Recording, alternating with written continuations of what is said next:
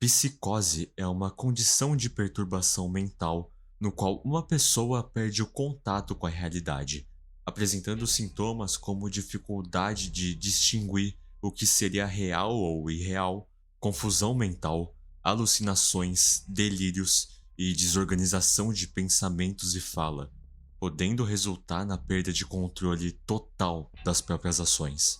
Esse transtorno pode se originar na vida de uma pessoa de diversas formas, sendo genético, por um trauma, uso de substâncias, outras doenças que podem causar esse transtorno e até mesmo autoestresse. E o tratamento é voltado para a psicoterapia e o uso de medicamentos. A creepypasta de hoje aborda exatamente a quebra da realidade de alguém, onde, por meio do protagonista, nos colocamos no lugar de alguém que começa aos poucos a delirar. Não é à toa que o título dessa história carrega o nome dessa condição mental. E para muito além dessa distinção entre o que é real ou não, fazendo tanto o protagonista quanto nós mesmos começarmos a duvidar do quão concreto e verdadeiro são os elementos apresentados, aborda também o isolamento social de uma pessoa, o que só vai contribuir ainda mais com os eventos que estão prestes a ser contados. Então, para você não se sentir só, você pode pegar aqui na minha mão, porque eu quero te contar a história de Psychosis, ou Psicose, uma creepypasta por Matt Daimersky.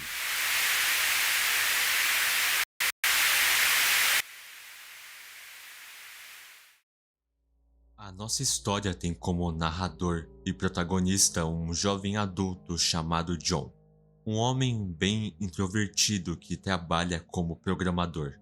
Além disso, ele não aparenta ter condições financeiras tão boas, já que ele mora num apartamento bem pequeno e o mais barato entre todos do prédio, que, inclusive, o próprio John descreve o quão sufocado ele se sente morando nesse lugar. O motivo desse local ser tão sufocante é porque, diferente de todos os outros apartamentos, esse fica no porão. John nem sabe o motivo exato de estar escrevendo esse relato num papel e não em seu próprio computador, com um receio nebuloso de que não deseja que tudo que ele escreve seja apagado ou alterado. Ele já começa com uma certa paranoia, mas ele mesmo reconhece isso, sabendo que não é algo que faça tanto sentido. John também não sabe dizer exatamente o que aconteceu para ele estar com uma sensação esquisita. Ele tenta achar um conjunto de motivos. Pode ser o seu apartamento, que não tem sequer uma janela onde ele consiga ver se lá fora é dia ou noite. Pode ser a falta de socializar, já que John não sai de casa há semanas e passa a maior parte do tempo em frente à tela, por conta de um projeto de programação no qual ele está trabalhando.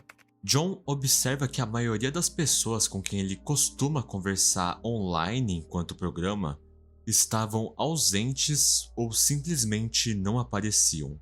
O último e-mail que recebeu foi no dia anterior, de um amigo dizendo que conversaria com ele depois de ir no mercado, coisa que não acabou acontecendo. Além disso, o sinal de celular no apartamento dele é bem ruim, o que é justificável, já que ele basicamente mora num porão. John então decide sair de casa para conseguir sinal e conversar com alguém, por mais que, inexplicavelmente, esteja com um pouco de medo de sair de casa, coisa essa que o mesmo acha estúpido. Rapidamente, ele se olha no espelho e decide trocar de roupa, suspeitando que poderia encontrar alguém pelo caminho. Quando saí, abri a porta do meu apartamento devagar, e por algum motivo desconhecido, uma ponta de apreensão estava comigo. Achei que fosse por não ter falado com ninguém além de mim mesmo por um dia ou dois. Espiei pelo corredor cinza e sujo, ainda mais sombrio por ser um corredor de porão. Em uma das extremidades, Uma grande porta dava para a sala da caldeira do prédio, que estava trancada. Duas máquinas de refrigerante meio decadentes ficavam ao lado. Comprei refrigerante numa delas no primeiro dia em que me mudei, mas estava vencido já havia 2 anos. Tenho certeza de que ninguém sabe que essas máquinas ficam aqui. Ou então o proprietário simplesmente não se dá o trabalho de reabastecê-las. John fecha a porta de seu apartamento, ouvindo apenas o barulho das máquinas de refrigerante. Ele, por motivo nenhum, anda no lado oposto das máquinas, tomando cuidado para não fazer barulho, já que ele não queria quebrar o zumbido que as máquinas de refrigerante faziam. Andando mais para frente, ele chega até a escadaria do prédio, onde ele sobe até o térreo, chegando até uma grande porta metálica com uma pequena janela para ter uma visão do lado de fora. E quando John olha para fora, se sente em choque e levemente assustado, já que ele achava que nesse momento seria a hora do almoço, mas para sua surpresa, era o contrário. Estava de noite. Ele se depara com um breu do lado de fora, que pairava naquela visão urbana de ruas e os semáforos piscando em amarelo. As nuvens eram uma mescla de roxo com preto. As árvores se balançavam, que além de estarem pouco iluminadas por causa da noite, eram as únicas coisas que faziam som por causa do vento forte. Aqueles peculiares tipos de vento noturno, constante e frio. John imediatamente faz a decisão de não sair, mas permanece naquela porta metálica, onde ele aproxima o celular pela janela que ele viu a rua escura para poder pegar sinal. Na hora que as barras de sinal encheram, ele não consegue esconder o seu sorriso, já que finalmente, depois de tanto tempo, ele vai ouvir a voz de outra pessoa. Aquela apreensão, inclusive, já tinha passado, e novamente se sente estúpido por ter ficado com medo de absolutamente nada. Ele decide ligar e disca o número de Amy, sua melhor amiga. Porém, ao encostar o telefone no ouvido, John ouve o barulho do celular chamando uma única vez, e logo após isso, a ligação sendo encerrada.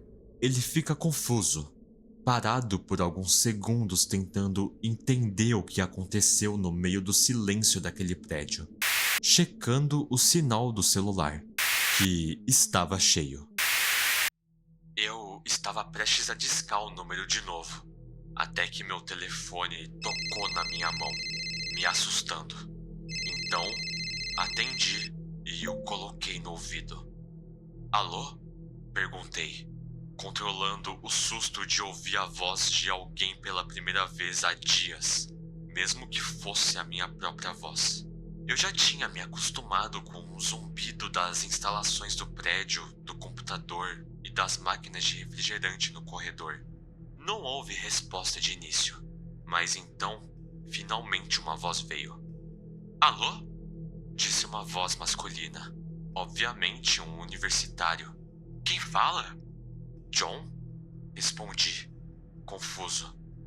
Ah, perdão, número errado, disse ele e desligou.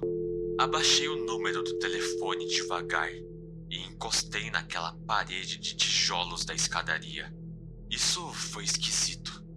Olhei a lista de chamadas recebidas, mas o número era desconhecido. Antes que eu pudesse pensar mais, o telefone tocou alto de novo, me assustando novamente. Dessa vez, verifiquei o número antes de atender. Era outro número desconhecido. Mantive o telefone no ouvido, sem dizer nada. Só ouvi o ruído de fundo da ligação. Então, uma voz familiar quebrou a tensão. John? Uma única palavra, na voz de Amy. Suspirei aliviado. Ah, é você, respondi. Quem mais seria? Ela respondeu. Ah, o número. Tô numa festa na 7ª rua. e meu celular morreu assim que você me ligou. Claro que esse é o celular de outra pessoa. Ah, entendi, disse eu. E você? Tá onde? Amy perguntou. Meus olhos percorreram as paredes brancas e a porta metálica com a sua pequena janela. No meu prédio, suspirei, me sentindo preso. Eu não fazia ideia de que já era tão tarde. Você podia vir pra cá, disse ela, dando uma risada. Não tô a fim de ir sozinho pra um lugar desconhecido no meio da noite, respondi, olhando pra rua silenciosa e ventosa, que, internamente, me amedrontava um pouco. Acho que vou voltar pro trabalho ou dormir. Para com isso, retrucou. Posso passar aí pra te buscar. Seu prédio fica perto da 7ª rua, não fica? Você tá bêbada? Perguntei rindo. Você sabe onde eu moro? Ah, claro, disse ela, de repente. Acho que não dá pra ir andando, né? Você poderia, se quiser perder meia hora, respondi. Não, beleza, disse ela. Então eu vou voltando. Boa sorte com o trabalho. John desliga o telefone. A ligação com Amy foi bem vaga, mas ele definitivamente precisava falar com alguém. Não é à toa que ele até tomou um susto com a própria voz, apesar dele sentir a solidão ainda mais forte depois das conversas. Ele olha para aqueles números na tela piscando após a chamada ter sido encerrada, e ouvindo o silêncio ensurdecedor do corredor. John, por um motivo irracional, sente um medo dessa solidão e pensa que talvez algo estivesse o observando através da janela da porta. Então, sabendo que não havia ninguém no prédio, ele decide descer as escadas correndo até o porão e fechando a porta de seu quarto. John se acha ridículo por mais uma vez sentir medo com nada acontecendo. Ele mesmo admite que o medo que sentiu no térreo pode ser simplesmente o seu grande consumo por filmes de terror. Mas escrever todo esse relato realmente ajuda ele. O faz perceber que são medos irracionais e sem sentido. O que aconteceu foi bem simples. O prédio estava vazio por conta da noite, alguém ligou por engano e a Amy estava sem o celular. O que, em teoria, não era para ser tão estranho. Mas John repensa sobre a sua ligação com Amy, percebendo que a voz dela parecia estar um pouco alterada, o que ele mesmo acaba se refutando, dizendo que era compreensível, até porque Amy estava alcoolizada. Ele também comenta que achou muito esquisito ela estar numa festa, mas não conseguiu ouvir o fundo com pessoas ou com alguma música. Claro que a Amy simplesmente pode ter ido pro lado de fora da festa e ter conversado com seu melhor amigo. Porém, será que ela realmente estava do lado de fora? Ele não ouviu o vento soprando e nenhum som ambiente na ligação.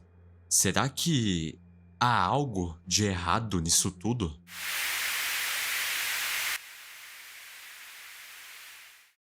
John volta a escrever, percebendo ainda mais o seu medo irracional do dia anterior. Porém, hoje ele está um pouco mais disposto. Acordou num humor bem melhor. Às vezes o dia anterior foi só mais um daqueles dias ruins ou esquisitos. John acorda tão disposto que planeja um pouco do seu dia. Ele vai checar os e-mails, se barbear, tomar banho, tudo para aproveitar o sol, o ar fresco e finalmente ver as pessoas. Mas toda essa animação simplesmente desaparece no momento em que John ouve um som de trovão. Ele sobe a escadaria rapidamente e encontra aquela disposição diminuindo cada vez mais à medida que ele vê aquela chuva forte e torrencial pela janela da porta do térreo. O dia era sombrio e cinzento. A chuva era tão forte que os trovões mal iluminavam o breu daquele apartamento. John, então, decide subir até o 3º andar, o ponto mais alto do prédio. passando pelas janelas da escadaria completamente embaçadas e com a água da chuva. Chegando lá, ele abre a porta e caminha pelo corredor meio escuro do terceiro andar. O local estava apenas com o barulho da chuva lá fora e com todas as portas fechadas. Quando um relâmpago iluminou aquele corredor, John tem uma espécie de visão estranha que dura no máximo 1 segundo ou 2, onde ele vê que aquelas portas do corredor, na verdade, eram monólitos de granito, como se fossem várias rochas ou pedra bruta, quase como se fosse uma visão de um passado muito distante, de uma civilização antiga onde cultuavam um guardião. Ele apenas consegue rir de sua própria imaginação e vai em direção à janela que clareou aquele corredor por conta do relâmpago. De certa forma, empolgado para ver a chuva e torcendo para ver sequer uma única pessoa. Chegando perto dessa janela, John até pensa em abrir, mas hesita e tem uma pequena sensação de terror e paranoia momentânea, já que ele acreditava que se abrisse essa janela, por algum motivo desconhecido, ele iria presenciar algo horrível do outro lado o observando. E com essa hesitação, ficando mais claro o quanto esses dias têm sido bizarros, o quão entediado está e como está à beira de uma loucura caso faça nada, John volta ao seu apartamento para pegar uma webcam. Obviamente que o cabo dessa câmera nunca ia chegar até o terceiro andar. Então ele tem a ideia de colocar essa webcam entre as duas máquinas de refrigerante do porão, passando o fio pela parede e por debaixo da porta do apartamento, e colando com fita adesiva preta para ninguém perceber que está sendo filmado. Porém, algumas horas se passam e absolutamente nada acontece. John fica encarando a filmagem da webcam por muito tempo, e ele vê nenhum movimento, nenhuma pessoa passando. Claro que por conta do fio não ser tão grande e ele ter colocado a webcam entre duas máquinas de refrigerante, não é como se ele tivesse um ângulo tão bom para enxergar alguém pela porta. Mas o desânimo que havia começado a tomar conta dele é cessado brevemente, ao perceber que finalmente algum amigo dele ficou online. Ele conversa com esse amigo e finalmente ele tem uma resposta. Não só isso, como ele pediu para esse amigo fazer uma videochamada com ele. Pedido esse que foi aceito. John até pegou uma webcam antiga para fazer essa chamada, e nem ao menos conseguiu explicar tão bem o motivo do porquê ele queria especificamente uma videochamada. Mas pelo menos aconteceu, e ele se sentiu muito melhor por ter visto um rosto. O medo dele quase passou ao desligar a chamada. Teria passado completamente se não fosse pelo motivo da ligação ter sido um pouco esquisita. A conversa foi tão vaga que John não consegue se lembrar de nada. Nenhum nome, nenhum lugar, nenhum evento. Esse amigo apenas pediu o e-mail de John para poder manter contato. E enquanto John escrevia essa parte do relato, ele recebeu um e-mail. E para sua surpresa, foi da Amy, sua melhor amiga, onde ela o chama para jantar pizza no lugar de sempre. Ele se anima com o convite, já que ele só tem se alimentado com a pouca comida que tinha em sua geladeira, se sentindo ridículo mais uma vez por estar com medo de nada. E nessa, John, por incrível que pareça, recebe um outro e-mail de um outro amigo dele. Meu Deus, quase que eu abro a porta antes de ler o e-mail. Quase. Eu quase abri, mas li o e-mail primeiro. Era de um amigo com quem eu não falava há muito tempo, enviado a uma enorme lista de endereços. Devia ser todos os contatos que ele tinha. Não tinha assunto e simplesmente dizia: visto com seus próprios olhos, não confie neles. Eles Que merda que isso quer dizer? As palavras me chocaram e eu reli várias vezes. É um e-mail desesperado enviado no momento em que algo aconteceu. As palavras obviamente estão cortadas. Se fosse um outro momento, eu teria descartado como spam ou vírus. Mas aquelas palavras, visto com seus próprios olhos, eu não consigo deixar de ler meu diário e pensar nos últimos dias. Perceber que não vi outra pessoa com meus próprios olhos e nem falei com ninguém cara a cara. A videochamada com meu amigo foi tão estranha, tão vaga, tão inquietante. Agora que eu penso nisso, foi realmente estranho. Ou será que o medo está nublando minha cabeça? Minha mente mexe na ordem dos eventos que escrevi aqui, lembrando que não me foi apresentado um único fato que eu não tivesse nenhuma dúvida. O número errado que perguntou o meu nome, a ligação da Amy, o amigo que pediu meu e-mail. Eu que mandei mensagem para ele primeiro quando o vi online. E então, recebi o meu primeiro e-mail alguns minutos depois daquela conversa. Meu Deus, aquela ligação com a Amy. Eu disse ao telefone que estava a meia hora a pé da 7ª rua. Eles sabem que estou por perto. E se estão tentando me achar? Onde está todo mundo? Por que não vi e nem ouvi mais ninguém há dias? Não. Isso é loucura. Eu tô ficando louco. Eu preciso me acalmar. Essa loucura precisa acabar. A sanidade de John está caindo com o tempo. Quanto mais ele pensa, mais enlouquece. Os dias estão realmente bem esquisitos. Os eventos parecem coincidências, e ele até agora não conseguiu ver sequer uma única pessoa na frente dele. E depois de tudo isso, depois de pensar em tudo o que aconteceu mais uma vez, John, pela primeira vez, tem um surto. Ele corre pelo seu apartamento de forma louca e frenética, segurando desesperadamente em suas mãos o celular, tentando fazer de tudo para conseguir sequer uma única barra de sinal naquele apartamento no porão.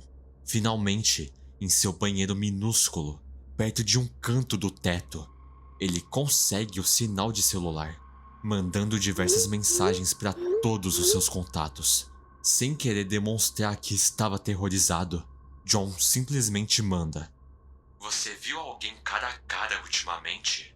A essa altura, ele nem se importava com as respostas e muito menos com a vergonha. Inclusive, ele até tenta ligar para as pessoas, mas o sinal era péssimo. Então, ele volta para o seu computador e manda mensagem para absolutamente todas as pessoas online de sua lista de contatos. Mensagens essas que imploravam por motivos sem sentidos que as pessoas o visitassem e dizia onde ele estava. Nada mais importava. Ele só queria ver alguém. A loucura de John chega no ápice, onde ele começa a revirar e destruir o seu apartamento, em busca de algum meio de contato com outra pessoa sem que ele precisasse abrir a porta, enquanto revira o seu apartamento até a exaustão. Depois de seu surto no dia anterior, com a exaustão levando ele a adormecer, John acorda com seu celular tocando e correu para o banheiro no mesmo instante. Felizmente, quem estava ligando era a Amy, que estava extremamente preocupada, e ele diz que ela em breve vai o visitar. John sente uma mistura de alívio com vergonha. A Amy sabe onde ele mora, sem precisar dizer nada. Ele nem sabe o motivo de estar escrevendo no diário, já que ele pretende o queimar logo mais. Além disso, John se olha no espelho e vê a sua aparência decadente. Olhos fundos, a barba um pouco cheia, um pouco mais magro e aparentava estar doente. O apartamento está um caos, mas ele não pretende arrumar, já que alguém precisava ver pelo que ele passou. Ele mesmo diz que foi vítima da extrema probabilidade, e por isso esses dias não foram normais. Aconteceu que ele acabou saindo do apartamento de noite ou no meio do dia, quando todos estavam fora. John também encontrou uma coisa que ajudou muito ele no meio de sua loucura: uma televisão, que ele instalou antes de começar a escrever o diário. Ver a televisão faz com que ele olhe um pouco além. Existe um mundo lá fora, além daquele lugar infernal que ele chama de casa. John, enquanto escreve, também pensa em Amy. Pensa o quão importante essa pessoa é para sua vida. Ela não sabe, mas John considera o dia em que eles se conheceram como um dos mais felizes de sua vida.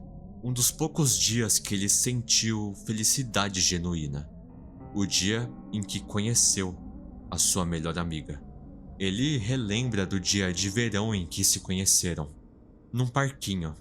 Era um dia quente e os dois se consideravam velhos demais para brincar naquele lugar. Então, passaram aquela tarde apenas conversando sobre tudo. Tarde essa que se estendeu para várias outras durante anos. E isso tudo faz com que ele sinta um grande afeto por ela. Dias felizes como esse fazem John sentir que pode voltar a ter esses momentos. E dando certeza de que esse lugar em que ele mora e está preso não é tudo. Existe um mundo lá fora. E ele tem alguém. Ele não está sozinho. E então, finalmente, alguém bate na porta. Achei esquisito não conseguir vê-la pela câmera que escondi. Eu deveria ter prestado atenção nisso. Devia ter percebido. Gritei pela porta, brincando que eu tinha uma câmera entre as máquinas. Achei embaraçoso ter levado a paranoia tão longe. Depois disso, vi a imagem dela caminhar até a câmera e olhar para baixo. "Oi!", disse ela para a câmera, alegre, com um sorriso meio torto. "Estranho, né? Eu sei." Falei no microfone do computador. "Esses dias têm sido difíceis." "Eu imagino", respondeu. "Abre a porta, John." Hesitei. Como eu poderia ter certeza disso? "Aí, faz um favor." Pedi pelo microfone.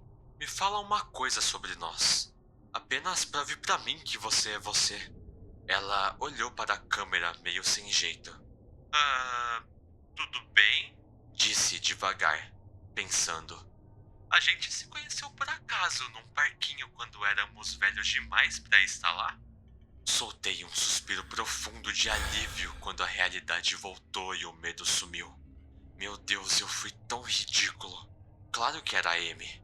Aquela cena só existia na minha memória. Eu nunca contei aquilo a ninguém. Não por vergonha, mas por um sentimento nostálgico e um desejo secreto de que aqueles dias voltassem. Se tivesse alguma força tentando me enganar, como eu temia, não haveria como ela saber sobre aquele dia. Ufa, beleza. Vou te explicar tudo. Eu já abro, eu disse. Corri pro banheiro e ajeitei o cabelo do melhor jeito que pude. Eu estava acabado, mas ela entenderia. Rindo de mim mesmo e pela atitude patética pela bagunça que fiz. Caminhei até a porta. Coloquei a mão na maçaneta e lancei um último olhar ao quarto caótico. Que ridículo, pensei.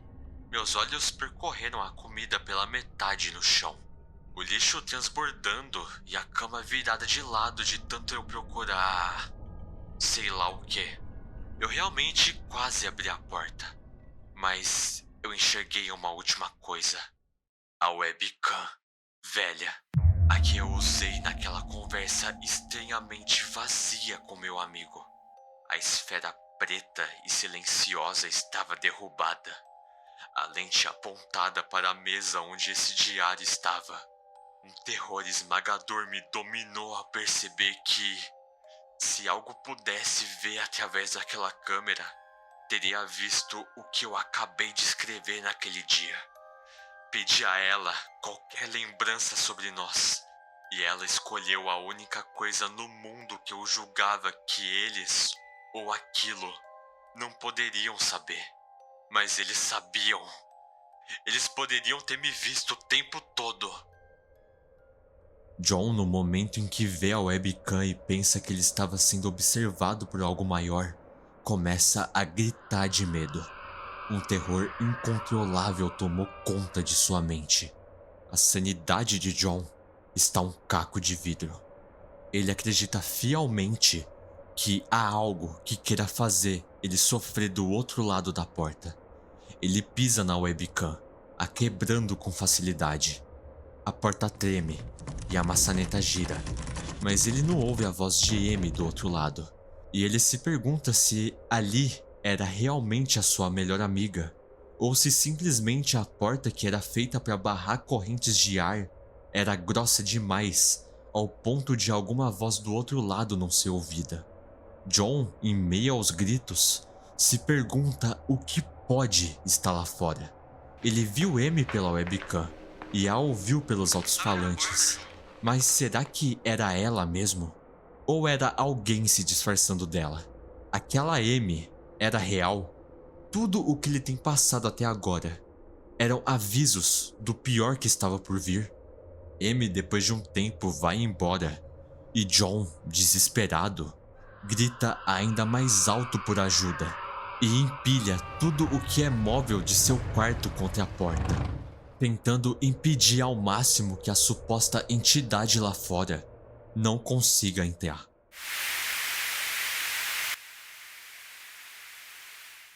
John ao menos acha que hoje é sexta-feira. Depois daquele surto, ele quebrou tudo o que era eletrônico de seu quarto. O computador, a televisão e o celular. Tudo isso poderia ter sido acessado de alguma forma, com cada pedaço de informação que John forneceu desde o começo. Desde terça-feira, ele alterna entre o terror absoluto e a descrença completa. Por um lado, ele pensa que está agindo como louco, que tudo isso é a extrema convergência de probabilidades. Nunca sair no momento certo, por azar. Nunca ver outro alguém por coincidência. Receber ligações e e-mails seguidos, quase sincronizados, puramente por sorte. Por outro, ele pensa fielmente que há alguma entidade fantasma querendo que ele abra a porta. Essa extrema convergência de probabilidades é justamente a razão dessa coisa não ter o pego lá fora. Ele não tinha aberto a janela do terceiro andar. Ele não abriu a porta do térreo. Colocou uma câmera escondida e, em seguida, saiu correndo para nada o pegar. Não abriu nem mesmo a sua própria porta desde que colocou a câmera. Se realmente tem algo lá fora, essa coisa nunca fez uma real aparição na frente de John. Pode ser que enquanto ele estava trancado em seu quarto, essa entidade poderia estar capturando e amaldiçoando todo mundo. Até que aos poucos, John foi dando cada vez mais informações para essa entidade através das ligações, dos e-mails ou de sua própria câmera. John se lembra do e-mail que recebeu, visto com seus próprios olhos. Não confie neles. O que isso quer dizer? Era uma mensagem? Um aviso? Essa entidade deve ter um controle incrível de tudo o que é eletrônico, tentando fazer de tudo para enganar John. Por que essa entidade não consegue entrar? Ela não conseguiu abrir a porta. Será que ela não consegue simplesmente atravessar e entrar no quarto? Será que a porta é algo especial? John até mesmo teve uma visão de uma civilização antiga e rochas, exatamente enquanto olhava para as portas do terceiro andar. O que essa entidade quer? Ela poderia a qualquer momento acabar com a vida de John, esperando ele sucumbir à fome, por exemplo. Isso quer dizer que haveria um destino pior que a morte? No meio de seus pensamentos, algumas batidas na porta são ouvidas. John diz às pessoas do outro lado que vai sair, que só precisa de um minuto para pensar. Ele sabe que está paranoico e pensa em diversas formas de como essa entidade poderia ter falsificado as vozes de fora. Amy supostamente está lá fora, com 2 policiais e um psiquiatra. Pelo visto, demoraram 3 dias para pensarem no que dizer a ele. John está louco para ver alguém com os próprios olhos. O psiquiatra tinha uma voz firme e autoritária, porém era muito cuidadosa e atenciosa. Esse homem tenta explicar que John tem algo chamado psicose cibernética, que ele é apenas um entre uma epidemia que alcançou milhares de pessoas pelo país. Psicose gerada por um e-mail sugestivo que foi passado de alguma forma. John pensa sobre a frase "passado de alguma forma". O psiquiatra queria dizer que o e-mail foi espalhado de uma forma inexplicável ou a entidade cometeu um deslize e revelou algo. O psiquiatra continua explicando, dizendo que John faz parte de uma onda de comportamento emergente, onde várias outras pessoas estão tendo os mesmos problemas e medos, mesmo nunca tendo se comunicado umas com as outras. Isso explica o e-mail que John recebeu. Aquele e-mail não era o original. Na verdade, é como se fosse uma mensagem que foi repassada de pessoa para pessoa. E esse amigo de John pode estar nesse momento tendo o mesmo surto. Uma espécie de vírus psicótico que se espalha eletronicamente. Por causa de John, mesmo sem intenção, qualquer contato dele agora pode estar surtando também, já que no meio de seu desespero, ele havia escrito e enviado: "Você viu alguém cara a cara ultimamente?" O psiquiatra diz que não quer perder mais um. Pessoas como John são inteligentes, e é exatamente por causa disso que essas pessoas vão à ruína, por conectarem fatos onde não há, de forma muito bem feita. É fácil cair na paranoia no mundo acelerado, onde as nossas interações, principalmente por meios eletrônicos, são cada vez mais simuladas. Tenho que dar os créditos para ele. É uma ótima explicação. Explica tudo perfeitamente, na verdade. Eu teria motivos de sobra para abandonar esse medo de que alguma coisa, alguma consciência ou entidade lá fora queira que eu abra a porta para me capturar. Um destino pior que a morte. Seria tolice, depois de ouvir tudo isso, ficar aqui até morrer de fome, só para contrariar uma entidade que provavelmente já pegou todo mundo. Seria tolice pensar que, depois de ouvir essa explicação, eu poderia ser um dos últimos humanos no mundo vazio, escondido na minha própria casa, desafiando o enganador só por me recusar a ser capturado. É a explicação perfeita para cada coisa estranha que vi ou ouvi, e eu teria todo o motivo do mundo para abandonar meus medos e abrir a porta. E é exatamente por isso que eu não vou. Como posso ter certeza? Como posso saber o que é real e o que é ilusão? Todas essas malditas coisas com fios e sinais que vêm de uma origem invisível. Elas não são reais. Eu não posso ter certeza. Sinais por câmera, vídeo falsificado, chamadas enganosas, e-mails, até a televisão caída no chão. Como posso saber se é real? São só sinais, ondas, luz. A porta.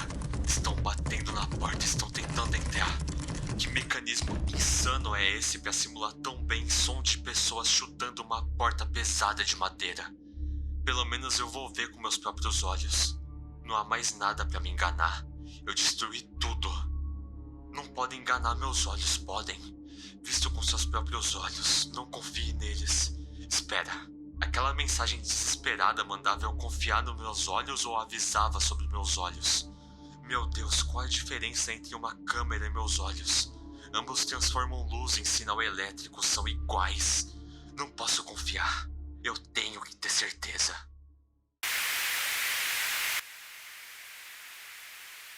John é internado numa clínica psiquiátrica, dentro de um quarto com paredes acolchoadas. Um quarto isolado do mundo lá fora, onde ele permanece sozinho em grande parte do dia. Parede essa na qual ele encosta e enxerga absolutamente nada. As bandagens parecem fazer parte de seu corpo agora, e a dor de ter arrancado os próprios olhos em seu surto sumiu. Depois de pedir calmamente tantas vezes por papel e caneta, os médicos finalmente cederam, o que foi um pouco de sorte, já que logo mais John não vai ter mais a oportunidade de escrever uma carta de forma legível. Ele não tem mais a visão para corrigir os seus erros. E logo mais, vai esquecer como que se escreve, já que as suas mãos vão aos poucos esquecer como se faz os movimentos com a caneta. John fala que essa escrita é uma relíquia de uma época perdida, já que a sua certeza que todo mundo foi capturado pela entidade é absoluta. Ou estão mortos, ou estão sofrendo de um destino pior. A entidade traz comida e água para ele, se disfarçando de enfermeira ou médico de diferentes personalidades. Considerando que agora a sua audição melhorou por conta da falta de visão, a entidade simula conversas pelos corredores, tudo arquitetado perfeitamente para caso John consiga ouvir, nem que seja minimamente. Essas conversas variam bastante de acordo com o tempo e de acordo com cada pessoa. Uma das enfermeiras fala que está grávida e que seu bebê está perto de nascer. Já um dos médicos está de luto por ter perdido a sua esposa recentemente por um acidente de carro. Mas isso não importa. É uma entidade simulando as coisas. Para John, nada disso é real. Nada disso o atinge. Na verdade, quase tudo não atinge ele, exceto por uma coisa. Essa é a pior parte. A parte que eu quase não suporto. A coisa vem até mim, disfarçada de M. Sua recriação é perfeita. Soa exatamente como a M. Se parece exatamente como ela. Até imita as lágrimas que eu sinto em suas bochechas. São muito realistas. Quando me arrastou pra cá pela primeira vez, ela disse tudo o que eu mais queria ouvir. Ela falou que me amava, que sempre me amou, que não entendia o motivo de eu ter feito tudo isso, que ainda poderíamos ter uma vida juntos, se eu apenas parasse de insistir que estava sendo enganado.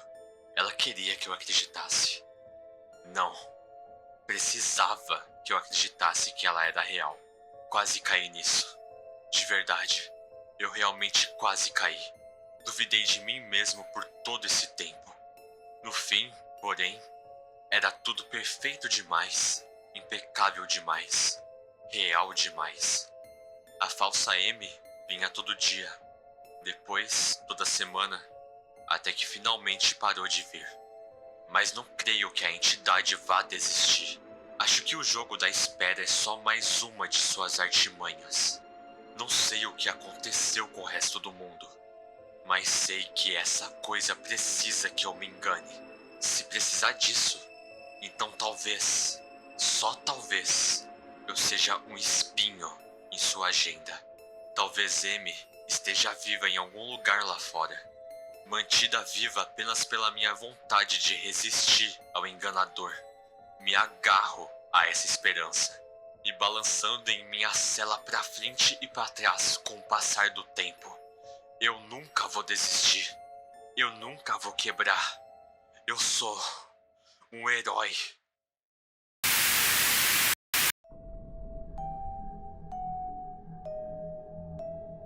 O médico leu o papel que o paciente havia rabiscado. Mal dava para decifrar. Escrito na caligrafia trêmula de alguém que não podia ver. Ele quis sorrir diante a determinação de um homem, um lembrete da vontade humana de sobreviver. Mas sabia que o paciente estava completamente insano. Afinal, um homem sensato teria sucumbido ao engano há muito tempo. O médico quis sorrir, quis sussurrar palavras de incentivo ao homem delirante. Quis gritar, mas os filamentos nervosos enrolados em sua cabeça e presos aos olhos o impediram. O corpo entrou na cela como um fantoche e disse ao paciente, mais uma vez, que ele estava errado e que não havia ninguém tentando enganá-lo.